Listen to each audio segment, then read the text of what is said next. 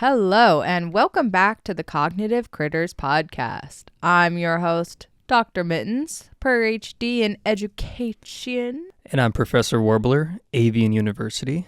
How are you doing today, Professor Warbler? Absolutely soaring today. I'm really excited to be here. How are you? I'm feeling pretty good. So, I wanted to ask you, what comes to your mind when you think of outdoor education? Like times that I went outside while in school? Well, yeah, but what does that topic mean for schools? Well, I went to science camp as a kid. I remember taking hikes in the redwood. We all had animal-related camp names. Mine was Raccoon. Sitting by the campfire at night, sharing stories. In a kind of funny incident, my friend dared me to drink as much milk as I could in the cafeteria. And I got really sick. Like, I thought I was dying, I was trying to impress the lads. Do you know what I mean? No, I don't know. Milk? Anyway, this was science camp, right? Well, where was the science involved in this experience that you just laid out? I mean, do you remember any parts that were most impactful for you? I think just the community, We were all together, my campmates and I, in the outdoors, learning about the environment and participating in physical place-based learning over more traditional desk learning.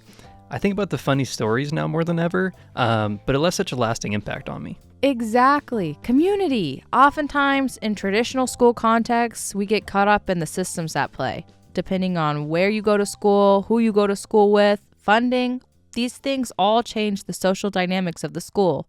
That's why today we're proposing outdoor education and informal science learning as one way to repair community bonds at your school and build students' confidence as scientists. To help us discuss more today, we have a very special guest on the pod. Please give a warm welcome to our guest, naturalist Jade.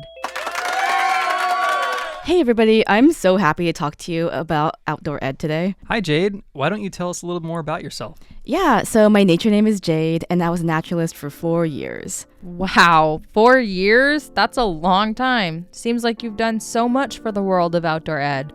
What exactly is a naturalist, though, for our listeners who aren't familiar? And what even is outdoor education? Yeah, so outdoor education in this context is kind of just any program where the kids are able to take a field trip away from the classroom and experience learning in nature. Now, this could be just a one-day experience, but at my camp, it was actually a week-long program, and we had hiking, communal dining, campfires, and so much more. Now, the emphasis is really on learning through play and memorable experiences that help kids make connections from their classrooms to real life. And as for my role as a naturalist, I think that it was really like a bridge to help connect students from home to camp and to make them feel safe and comfortable to try some new things. There's this term called the zone of proximal development, and it's basically just the gap between what learners can do by themselves and what they can do with help. And I think camp is a super intense ZPD environment for everyone. So my role is just to be aware of how I can meet everyone where they're at and set up situations to where learning can actually happen. Can you tell me more about how outdoor ed operates differently from traditional school? Well, in outdoor ed, there's such a huge emphasis on social emotional learning, and it's not just about studying for a test. In fact, we'd have this whole bit where we would tell the kids that there's no tests and no homework for the week, and they'd all cheer. It's more about the relationships that you foster with the people around you, and the relationship that you create with the environment itself. It's really about making learning real. Wow, I wish my experience was like that. Looking back, I feel like a lot of my classmates and I were a lot closer by the time science camp ended. It's interesting looking back on my experience when thinking of it as a community. So, what are some of the challenges or barriers that outdoor education addresses for certain students? And how does it address these learners' needs? Yeah, there's a couple of things I want to talk about. Well, the first thing is, we all know there's a lot of students who aren't the best at just sitting at their desk all day long. I mean, who is? We're really able to get the kids moving and away from screens, which is awesome. And kids are really able to tap into their funds of knowledge and find different ways of succeeding at camp. So maybe they already know a lot about hiking or local plants and animals. Maybe they like art or poetry or singing or exploring. We offer so many chances to try something new. And I also want to highlight how important it is for kids to see themselves in nature. Now, unfortunately, students do not all have equal access to outdoor activities, and this really affects kids of color and low-income students. So we want to make sure that we make the outdoors accessible for everyone, regardless of their background. And we love to emphasize that nature is for you, nature is for everyone, and people should have a future seeing themselves in nature. Now, this is also super important to me as a woman of color. It would have meant so much to me to have that representation as a kid. Thinking back on my experience, there were so many different interests and funds of knowledge that converged on these outdoor activities at science camp. Do you remember any specific times that you saw a student take a chance during outdoor ed? Yeah, we had kids taking chances in so many different ways. Anything from trying teriyaki chicken for the first time to playing in the ocean for the first time. But I actually want to highlight how cabin leaders, whether they were high schoolers or parents, also had to step outside their comfort zone.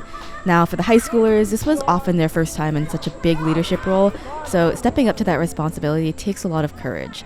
And oftentimes, we assume that adults don't really have a lot of new experiences the same way that younger folks do, but the parents I took hiking, they told me so often that they wish they had the chance to go to outdoor school when they were kids. And sometimes it even inspired them to prioritize spending more time in nature with their kids. Wow, so it's not just young students who benefit from their time in outdoor education programs, but older students and even parents can take on these leadership positions? Well, what are some of the responsibilities of these roles? And why is it so important for older learners to take them on? I think it's really about seeing the kids and yourself from a different perspective. Stepping up to that leadership role can help you build confidence and help you work on your own boundaries. You're going to need them with the kids. And meanwhile, it can be so beautiful just to get that mini reset and to see how the people that you interact with almost every day can still surprise you in a new setting. Or for people who this is all kind of a new thing, maybe they don't know a lot of people around camp, how surprisingly fast these bonds can form. But either way, I think it's all about the connections that are being made. And it's just so special that these kids get to look up to their cabin leaders as role models. They truly want to be just like you. And I think this makes you feel like you want to keep stepping it up for the kids so they can be proud of you and just be that role model in their community. So Jade, how do you as an educator tend to all students' identities, cultures, and their communities? For example, if you have a student who speaks multiple languages, how do you help include them in your teaching practice? Well, I'm really thankful because I've learned so much about the diversity of cultures that students bring with them every day. And honestly, a lot of it is just giving them the space to spend some time hiking and chatting with people in just a low-pressure environment. We also have this practice called the 3 I's. It's I notice, I wonder, and it reminds me of. So students are able to draw on their own experiences to make comparisons that help them learn science and make it meaningful in their own lives. I remember one time, I took some space to intentionally talk as a group about all the different languages that were represented with the people gathered there, and I was astonished to find that there were 9 languages represented by just 22 kids. So I decided to make a little book where we would write nature vocabulary in all the languages we knew as a group, which was a great way for students to connect and to share their culture. Wow, what an awesome practice. And it's supported by the literature and the learning sciences that repeatedly shows that when students are able to express cultural knowledge and their linguistic practices as active participants, their learning is enriched. I mean, are there specific culturally sustaining practices that you do in outdoor ed that students might take home with them? Yeah, so first of all, outdoor ed gives students the opportunity to share a lot more of themselves than they get to in the classroom. For example, one time when we were having a discussion about the languages that we spoke, 2 kids that had gone to school with each other for 6 years found out they both spoke Tagalog at home. So really helping kids feel more open to talking about each other, talking about their cultures. And we also help empower kids to solve their own problems in a more community-focused way. It's thinking about how their actions affect the people around them and what they want their own community to look like, especially when it comes to showing respect for each other. So outside of lessons, what are other ways that outdoor education programs help to build students' social emotional development? I mean, when you think about it, pretty much every experience at camp is a growth opportunity. You're away from home, you gotta figure out how to get along with 11 other kids in your cabin, you're constantly being challenged to do new things or take new risks. Well, I really think that the biggest growth that students show is through their problem-solving skills, kind of like I just mentioned in that last answer, because they really have to learn how to be responsible for themselves and their belongings, but to also make sure they're maintaining community with the people around them. It's this valuable lesson to learn that you don't always have to get along with everyone, but you do have to respect them. Or sometimes that you've been missing out on a friendship for years until you finally give somebody a chance in a new setting. That's so cool. I remember my experience at camp being a big bonding experience with me and my friends. Also, it exposed us to so many new people because a lot of the other groups of kids at the camp were from schools in the surrounding area. So what was your favorite experience that you had during outdoor ed? Oh my gosh, it's impossible to choose just one experience. I think I want to give a shout out, first of all, to all the amazing naturalists who made up my community throughout the years and made it the best job ever. We really learned what it meant to show up for each other. I also loved seeing cabin leaders come back year after year until graduation, and sometimes they would even come back and tell me really excited about what college they got into. That was so sweet. And of course, I got to give a special mention to getting the privilege of bringing kids to the beach for the first time ever and seeing pure joy as they played in the ocean and also got soaked. Well, what would you say to someone who might be listening, who could be interested in getting involved in outdoor education, either as a student or a leader? Do it. It's a life-changing experience, and you'll be part of the banana slug cult in no time. Well, Jade, it's been such a pleasure talking to you and learning all about outdoor ed. Getting to learn more about the opportunities presented to students has been so inspiring. The importance of community, embracing diversity, and appreciating the great outdoors is something I think we can all agree on that education can use more of.